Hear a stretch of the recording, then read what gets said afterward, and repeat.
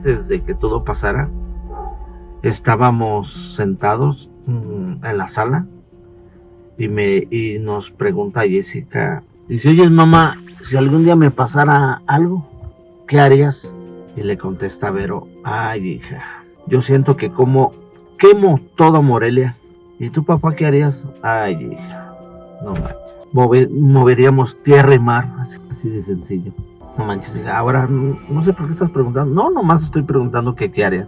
Dije, ay hija, pues moveríamos todo, o sea, dejaríamos todo por buscarte, por no sé qué haríamos. Y hasta ahorita pues lo hicimos. Las huellas, los rastros, los indicios y las evidencias ayudan a los investigadores a resolver los crímenes. El pasado de la víctima y del victimario nos ayudan a comprender su comportamiento. Todo esto forma parte del expediente criminal. Y aquí te lo presento. Soy Ángel y te doy la bienvenida a este canal. Antes de empezar con el video, recuerda suscribirte y activar la campanita para que recibas una notificación cada vez que suba algo nuevo. Tampoco se te olvide al terminar dejarnos tu me gusta. Sin nada más que agregar, acompáñame a conocer todos los detalles de este expediente criminal.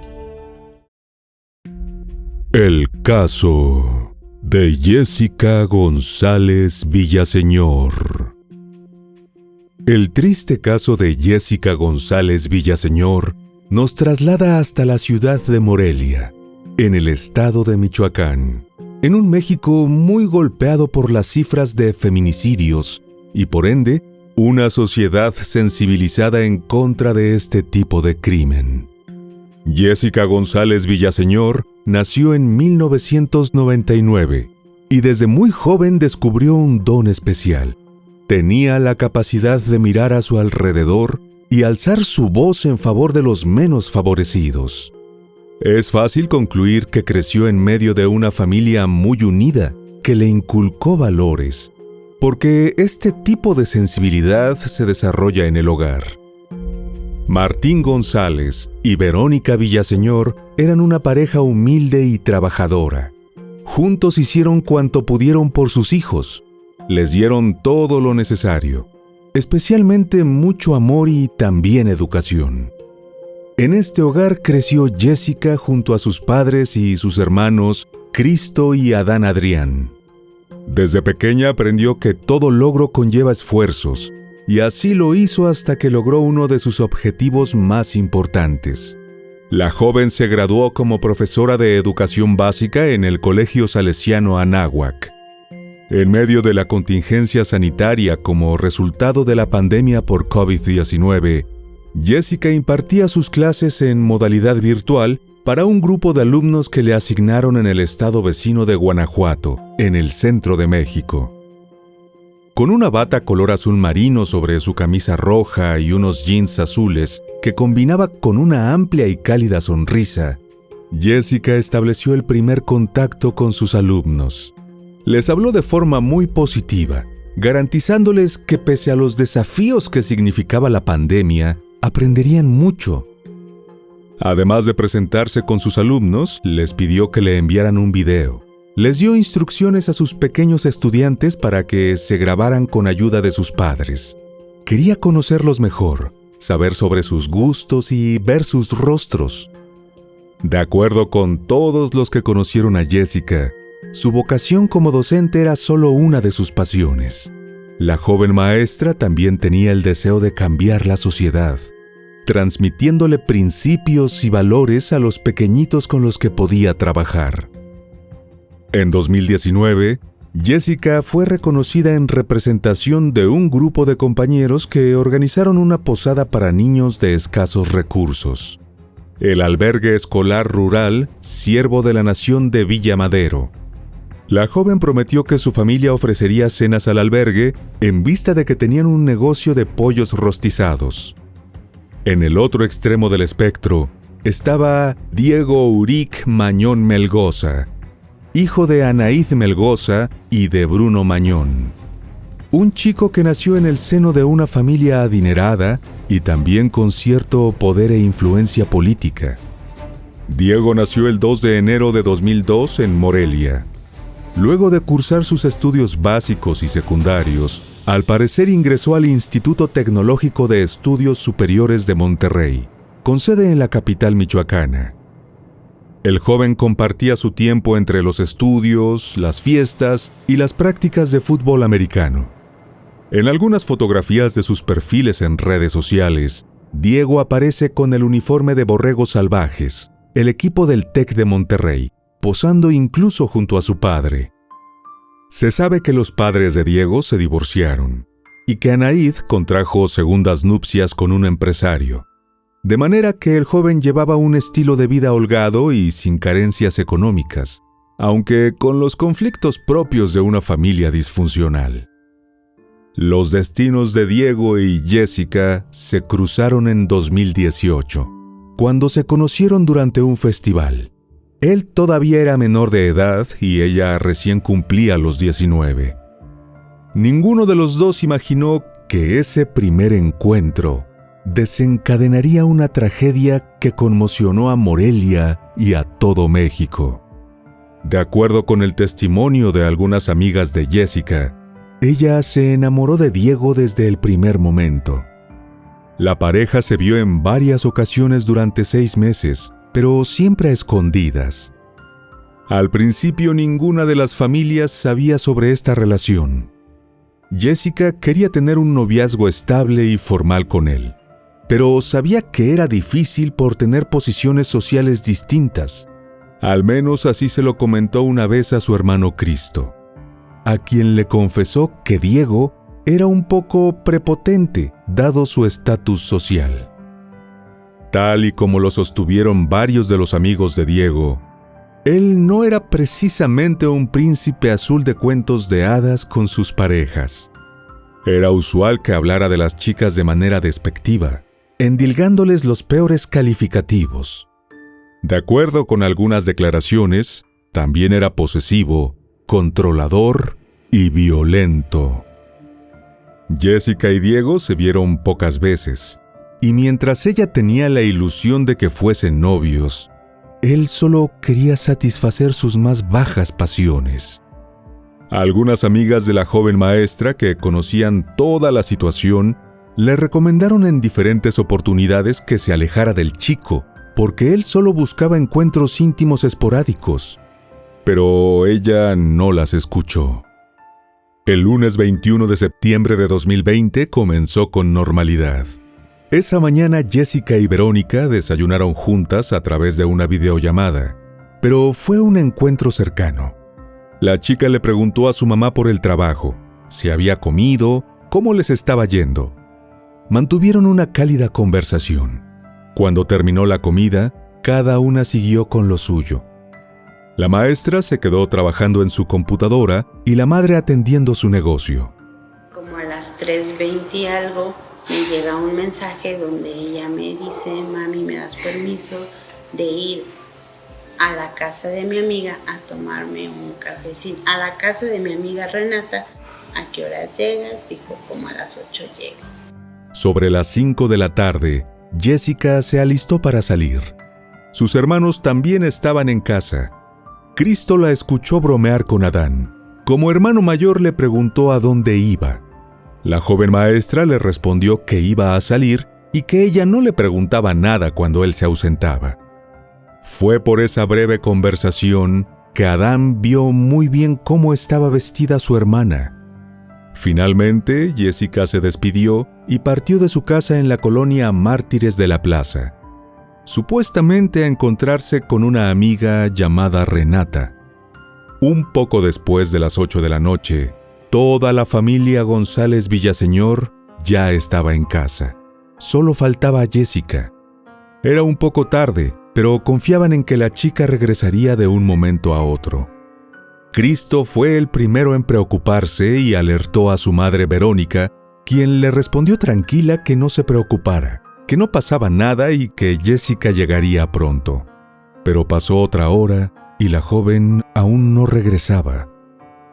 Cristo le insistió a su mamá y la convenció de que la llamara. Su celular estaba apagado. La llamada se desvió al buzón de mensajes.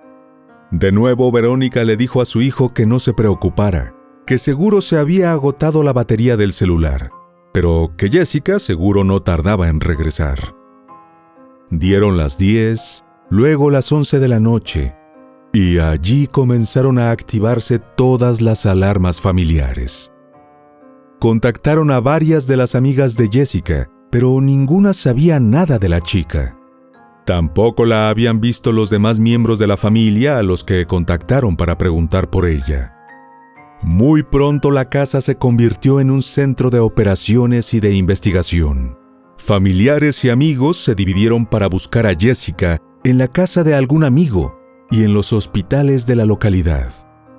Cristo se quedó en casa por si su hermana regresaba, mientras que Verónica y Martín se fueron a la fiscalía para reportar la desaparición de su hija. Llegamos, tocamos, casi tumbo el portón. El policía sale y me regaña que por qué esos toquitos. Le digo, ¿cómo por qué? Y mientras Vero le estaban tomando los datos, estaba un policía. Me dice, ¿cómo que desapareció tu hija? Le digo, sí, así, pues me vio, ¿no? Se acercó conmigo.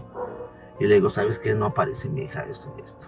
A primera hora del martes 22 de septiembre, Jessica González Villaseñor fue reportada como desaparecida ante la Fiscalía Especializada para la Investigación y Persecución de los Delitos de Desaparición Forzada de Personas y Desaparición cometida por particulares. Esta institución tomó las riendas de las investigaciones y activaron todos los mecanismos estipulados para estos casos. Cuando los familiares de Jessica lograron hablar con Renata, la amiga con la que tomaría café, la chica se disculpó y les dijo que tenía varios días sin hablar con ella. Cristo logró ingresar a la computadora de su hermana y dio con el contacto de un joven llamado José Luis, quien trabajaba para la plataforma de transporte Uber. Le comunicó esta información a su madre y las autoridades comenzaron a seguirle la pista al conductor. Las horas seguían avanzando y la desesperación de la familia iba en aumento. Nadie sabía nada del paradero de Jessica desde las 5 de la tarde del día anterior, cuando salió de su casa. En su esfuerzo por encontrarla, parte de la familia se quedó en la fiscalía para presionar. Otros recorrían la ciudad. También por redes sociales comenzó a viralizarse el rostro de la maestra desaparecida. Soy la mamá de Jessica González Villaseñor, que está desaparecida. A mi hija no la han encontrado, sigo aquí parada. Pido apoyo, pido ayuda porque a mi hija no la han encontrado. La desesperación de Verónica y de su familia era cada vez más intensa. El tiempo iba muy rápido, pero a la vez, cada minuto sin saber de Jessica parecía una eternidad. El martes 22 en la mañana, la fiscalía citó a declarar a los amigos de Jessica. También declaró José Luis, el conductor de Uber, quien logró comprobar que estuvo trasladando a varias personas en la franja horaria en la que desapareció la joven maestra. Con eso quedó demostrado que no tenía nada que ver con la desaparición de Jessica. El caso dio un giro cuando una prima de la maestra desaparecida le reveló a la familia que la chica no iba a tomar ningún café con ninguna amiga, sino que había acordado encontrarse con Diego. Desde ese momento, toda la energía de los familiares y amigos se centró en encontrar a este joven, hablar con él y preguntarle sobre Jessica. A pesar de la angustia, todos albergaban la esperanza de encontrarla sana y salva. Jessica y Diego acordaron encontrarse ese lunes 21 de septiembre de 2020, cerca de las 5 de la tarde. De acuerdo con la información aportada por varios testigos, el joven llegó al punto de encuentro manejando su auto, un Volkswagen Polo de color gris. La joven maestra subió al vehículo y partieron del lugar. Después de eso, nadie más la vio. La imagen de Jessica comenzó a circular con mucha rapidez a través de las redes sociales. Se especificó cómo era su apariencia, la ropa que llevaba cuando salió de su casa: un suéter color café, pantalón negro y unas botas oscuras. Se especificaron cuáles eran los tatuajes que tenía y en qué zonas del cuerpo, el color del cabello, la estatura, cualquier dato que ayudara a las personas a identificarla y comunicar su paradero. Entre lágrimas y sollozos, la desesperación de la familia era la misma que mostraba su hermano Cristo cada vez que declaraba a algún medio y pedía ayuda para encontrar a su hermana. Les pedimos ayuda a toda la sociedad que conozca o que sepa alguna información valiosa para poder encontrarla. Estamos muy desesperados porque no sabemos nada de ella, no hemos tenido respuesta, entonces pues yo creo que si todos hacemos algo podemos encontrarla. Ese mismo martes 22 de septiembre fue difundida la Alerta Alba, que es un protocolo que establece las estrategias y las acciones de búsqueda inmediata en todos los casos de niñas, adolescentes y mujeres desaparecidas, independientemente de su edad. La imagen de Jessica, en donde tenía el mismo atuendo con el que salió de su casa, estaba acompañada de todos los detalles sobre su aspecto físico, rasgos faciales y complexión corporal, junto a los datos de contacto de la Fiscalía de Michoacán para que cualquier persona pudiera comunicarse e informar lo que supieran.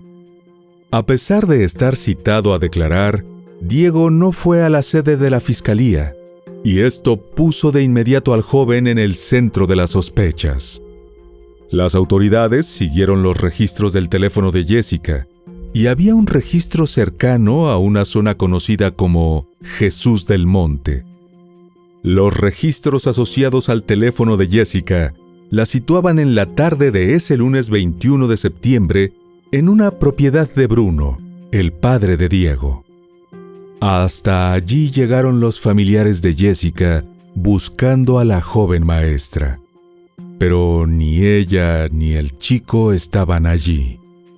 Paradójicamente, al día siguiente de la desaparición de Jessica, Diego compartió desde uno de sus perfiles en redes sociales un posteo realizado por Cristo en donde pedía ayuda para encontrar a su hermana. El 22 de septiembre terminó sin novedades, lo mismo que el miércoles 23 y el jueves 24. Pero hubo dos hallazgos muy importantes, aunque terribles, que cambiaron el curso de la investigación de la desaparición de Jessica. El primero fue un video que registró el momento en el que Hannah Suárez, presunta novia de Diego, fue hasta un autolavado conduciendo el Polo gris del joven y encargó un servicio completo de limpieza, enfatizando que se dedicaran de manera especial a la cajuela del vehículo. Pasado un rato, la misma cámara registró a Diego supervisando el resultado de la limpieza. De hecho, se vio cómo se aproximó hasta el maletero para examinarlo con más detalle.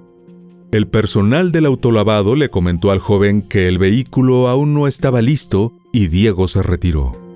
Quedó en regresar luego, pero no volvió a buscarlo.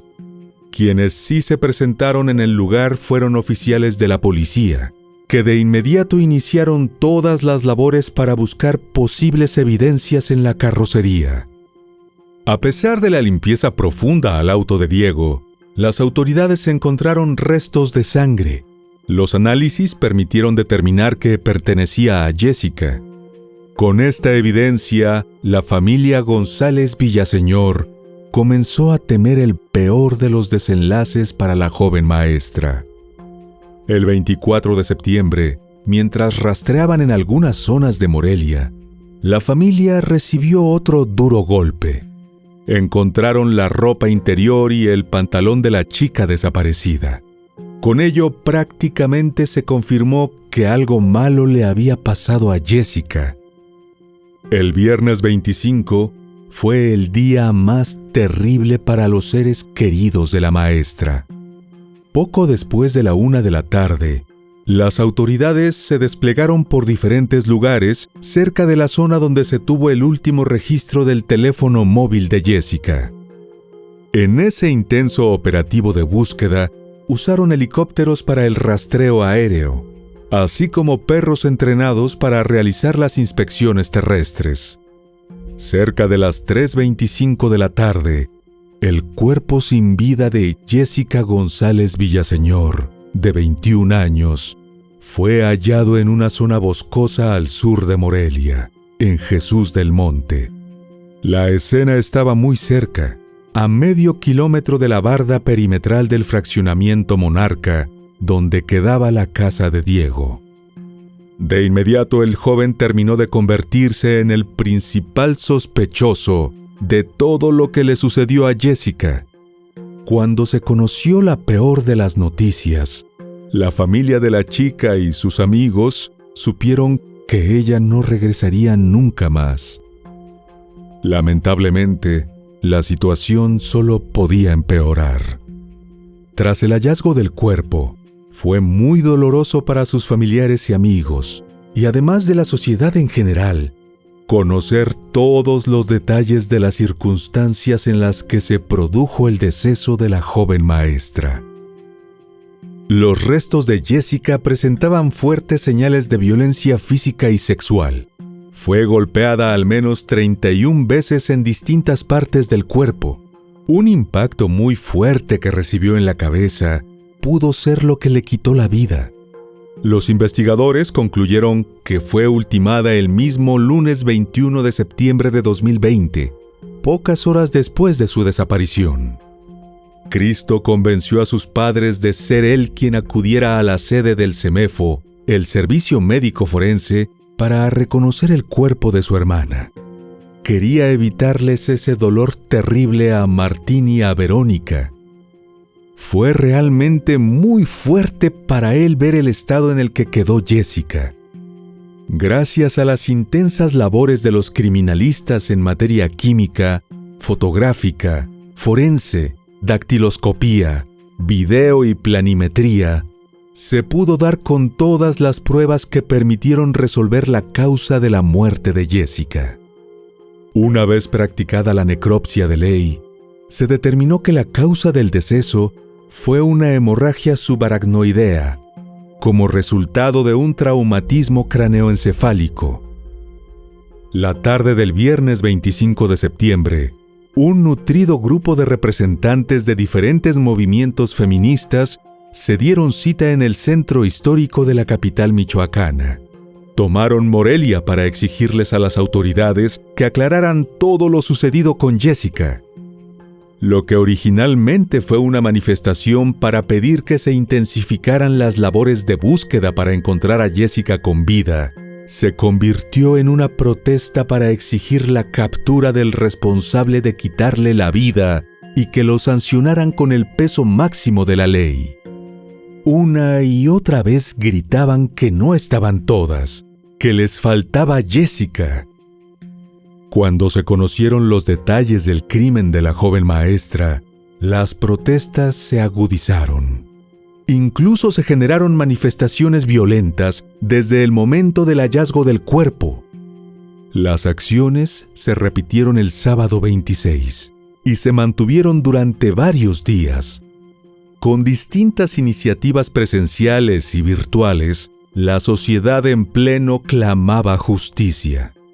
Desde que la desaparición de Jessica se convirtió en un homicidio, la familia González Villaseñor inició una cruzada que no terminaría hasta que el responsable recibiera su merecido.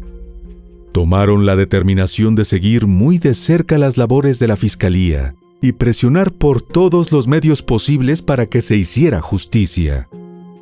El domingo 27 de septiembre de 2020, los seres queridos de Jessica le dieron el último adiós. Durante el funeral abundaron las muestras de dolor por la trágica y prematura partida de la joven. Domingo enterramos a Jessie, el lunes me puse muy mal, pero el día martes, en la mañana ya estábamos en la fiscalía, revisando todo. Un día después, el lunes 28, las autoridades ofrecieron una recompensa de $1,000,000 equivalentes a cerca de $50,000, a cambio de cualquier información que les permitiera dar con el paradero de Diego Uric Mañón Melgoza, de 18 años, el principal sospechoso de la desaparición y asesinato de la maestra. A través de un comunicado, la dependencia judicial detalló que se había emitido una alerta para evitar que Diego abandonara México, pero además se emitió una ficha roja ante la Dirección General de Asuntos Policiales Internacionales de Interpol para que lo detuvieran si era visto en alguno de los 194 países que reciben esta alerta. Las autoridades no descartaban que Diego pudiera huir del país y evadir así su responsabilidad ante la justicia. De esta manera, el principal sospechoso en el crimen de Jessica se convirtió en uno de los hombres más buscados de México. El fiscal Adrián López Solís informó que la principal línea de investigación se desarrollaría en el contexto de una relación de carácter sentimental entre la víctima y el principal sospechoso. Pero también aclaró que no se descartarían otras líneas en las averiguaciones respecto al asesinato de Jessica. El gobernador Alfredo Ramírez Bedoya se refirió al caso y publicó sus condolencias desde sus perfiles en redes sociales. Esta situación generó gran incomodidad en la madre de Diego, que no dudó en calificar las acciones en contra de su hijo como algo de carácter político. Luego de 9 días de la desaparición de Jessica, el miércoles 30 de septiembre de 2020, las autoridades dieron con el paradero de Diego y procedieron a detenerlo. El joven se encontraba en el municipio de Chihuatlán, Jalisco, en la colonia Barra de Navidad, en el Hotel El Delfín, ubicado en la calle Morelos de esa localidad. En conferencia de prensa, el fiscal general de Michoacán informó que personal de la Fiscalía General del Estado intensificó las tareas de búsqueda para dar con la ubicación y localización del principal sospechoso. Gracias a estas labores, fue posible establecer dónde se encontraba. El personal de investigación de la Fiscalía se trasladó a la localización para cumplir con la aprehensión del sospechoso, en cumplimiento con el mandato girado por un juez de control competente en el estado de Michoacán. El juez fijó prisión preventiva oficiosa y estableció un plazo de 4 meses para la investigación. Durante sus declaraciones, el fiscal aclaró que la recompensa ofrecida por la información que les permitiera detener a Diego no sería entregada, puesto que los trabajos de investigación para ubicar y aprehender al sospechoso fueron realizados por la policía ministerial. El arresto de Diego encendió las redes sociales. Miles de usuarios comenzaron a mostrar su aprobación frente a la labor de las autoridades. Al mismo tiempo, los colectivos feministas comenzaron a pedir que se eliminaran las fotos del detenido para evitar que Diego pudiera interponer un amparo por daño a la presunción de inocencia debido a que su imagen estaba circulando en las redes. Las movilizaciones y la sensibilidad especial frente al crimen, calificado por la prensa mexicana como feminicidio, podía explicarse en el incremento de casos exacerbado durante la pandemia. El secretario ejecutivo del Sistema Nacional de Seguridad Pública reveló que un total de 2.240 mujeres fueron ultimadas solo durante los primeros 7 meses de 2020. La cifra de víctimas se dividía en 1.674 casos de homicidios dolosos y 566 feminicidios, según registros sobre violencia contra las mujeres. De los feminicidios registrados este año, 80 ocurrieron en el Estado de México, que se ubicó como el más peligroso del país para las mujeres. Lamentablemente, les tocó a los González Villaseñor vivir ese horror. Si algo caracterizaba a la familia, era su unión. Originalmente eran 5 integrantes: papá, mamá y 3 hermanos. hasta que un criminal sin empatía les arrebató a Jessica. Sin embargo, la ausencia de la chica los hizo fuertes. El dolor los unió mucho más que antes. Juntos iniciaron una nueva cruzada que sacudió todas las estructuras de poder. No descansarían hasta que el responsable de acabar con la vida de la joven maestra recibiera el castigo apropiado por el atroz crimen. Durante semanas, meses y años, los González Villaseñor se dedicaron a presionar por diferentes medios, con distintas acciones, también con el apoyo de diferentes colectivos que junto a ellos elevaban la voz pidiendo justicia. Por diferentes razones, el inicio del juicio se fue postergando. Una a una el equipo defensor jugaba todas sus cartas para retrasar el proceso, mientras que la familia de Jessica luchaba con decisión frente a la sombra de la impunidad. Diego llegó a tener una docena de abogados que introdujeron distintos amparos, pero, por fortuna, la justicia llegó. En junio de 2022, casi 2 años después del cruel crimen de Jessica, el juicio comenzó. Además de la larga lista de abogados, durante todo el proceso legal se reportaron algunas irregularidades, explicables solo a la luz del poder. De acuerdo con algunas informaciones, mientras Diego estaba detenido, tenía un dispositivo móvil con el que constantemente se comunicaba con su familia.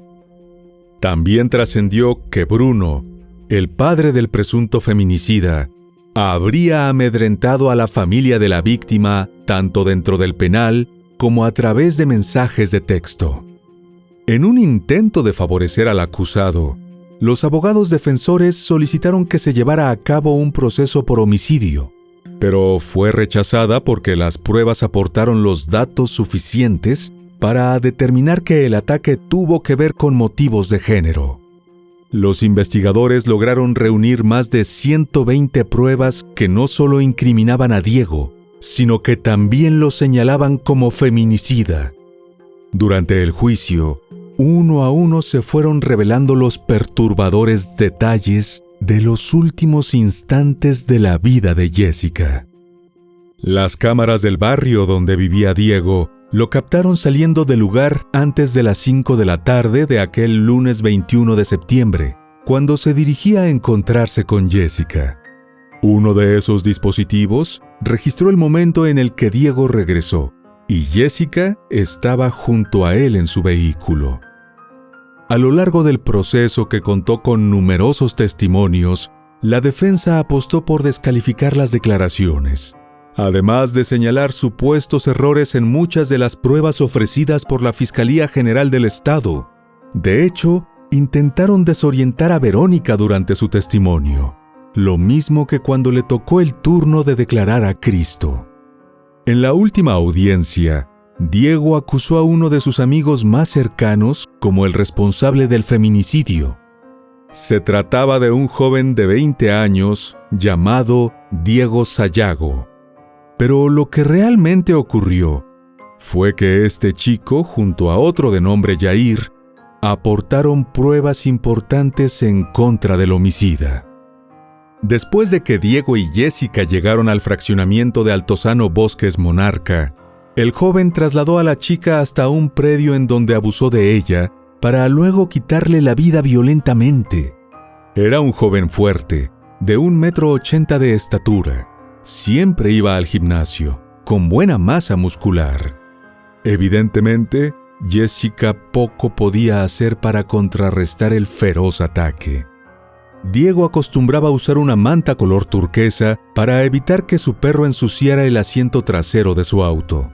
Y fue precisamente lo que usó para envolver el cuerpo de Jessica antes de meterlo en el baúl del auto. Condujo hasta encontrarse con 2 de sus amigos. Uno de ellos era precisamente Diego Sayago. El chico reconoció haber ayudado a su amigo con el cuerpo. Cuando le preguntó quién era, el homicida le contestó que no había manera de que la conociera. Diego Sayago se acogió al criterio de oportunidad para no ser imputado por encubrimiento. aseguró que nunca vio a Jessica en su vida y que se enteró de todo lo ocurrido a través de las redes sociales. Después de deshacerse del cadáver que abandonaron en una zona boscosa, a medio kilómetro de una de las bardas del fraccionamiento, se fueron a comer tacos. Diego no parecía tener ningún remordimiento, tampoco mostraba miedo, mientras que Diego Sayago estaba completamente en shock, con frío, tenía ganas de vomitar. Una y otra vez repasaba la escena en la que quiso negarse a ayudar a su amigo, pero terminó cediendo ante sus amenazas. El imputado le dijo a su amigo que tendría problemas si no lo ayudaba. Fue justamente la frialdad de ir a comer tacos después de deshacerse del cuerpo de Jessica lo que enardeció a la opinión pública. Pese a todos los intentos de Diego y su equipo de defensores, no había manera alguna de explicar lógicamente lo sucedido. Después de 2 años y 4 meses del crimen de la joven maestra Jessica González Villaseñor, el jueves 26 de enero de 2023, culminó el juicio en donde se declaró culpable a Diego Uric Mañón Melgoza. Al día siguiente, el juez del caso, Ariel Montoya Romero, lo condenó a 50 años de prisión, la sentencia máxima que estipula la ley mexicana para este tipo de casos. También se ordenó el pago de más de $1,200,000, equivalentes a unos $60,000, por concepto de reparación del daño a los familiares de Jessica.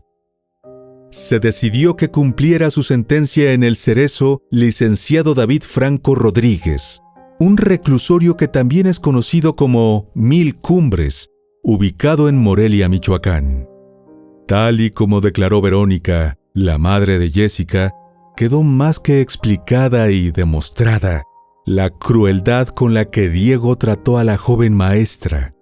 El 27 de enero de 2023 fue el día que todo cambió, pues después de más de 2 años de angustia y zozobra, finalmente los González Villaseñor podían descansar.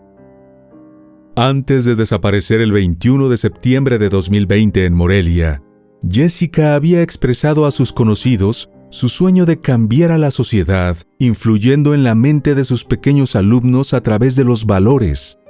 A pesar del cruel desenlace, de alguna manera cumplió y continúa cumpliendo su sueño. Su historia resonó con fuerza en México para evidenciar la terrible injusticia que se oculta detrás de cada víctima que pierde la vida de forma violenta por el hecho de ser mujer. Sus conocidos la recuerdan como una joven que todo el tiempo tenía una sonrisa. Justamente fue con una sonrisa con la que habló a sus alumnos a distancia. Les aseguró que pese a la pandemia del coronavirus, todos iban a aprender mucho. Como homenaje póstumo a su corta pero brillante trayectoria, la biblioteca del albergue escolar rural Siervo de la Nación, que Jessica impulsó junto a sus compañeros en 2019, hoy lleva su nombre. Además, en marzo de 2023, en el marco del Día Internacional de la Mujer, Verónica y Cristo, en representación de la familia de Jessica, presentaron al Congreso del Estado de Michoacán una iniciativa de ley para evitar que los feminicidas puedan reducir las penas impuestas.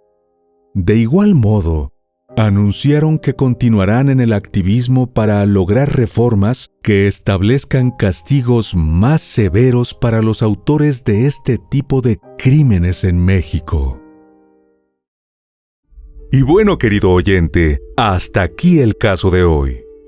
Te espero en otra entrega para que juntos analicemos todos los detalles de los más terribles crímenes de la historia. Nos vemos hasta el otro expediente criminal. ¡Adiós!